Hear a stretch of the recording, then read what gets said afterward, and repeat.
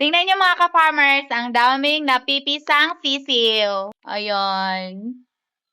Sari-sari yan, may kabir, merong Rhode Island Red. Yan po yung mga itlog na pinapisa natin mga ka-farmers. Tayo po mismo yung nagpapapisa para marami na tayong mga sisiw ng heritage chicken at ito lang po yung ginagamit namin na automatic egg incubator mga ka-farmers.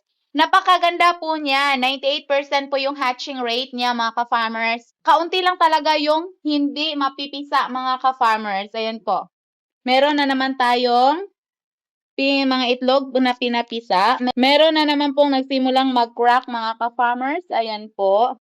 'Di ba? Napakaganda ng ating automatic egg incubator. Sabi ko na sa inyo mga ka-farmers, napaka-good quality pa. Ayan, hindi siya nasisira kahit whole day yang naka-on mga ka-farmers. Ang days na po namin tong ginagamit, more than a month na po mga ka-farmers. Kaya sa mga nagbe-breeding dyan, perfect po to sa inyo. I-avail nyo po sa ating link or sa ating yellow basket.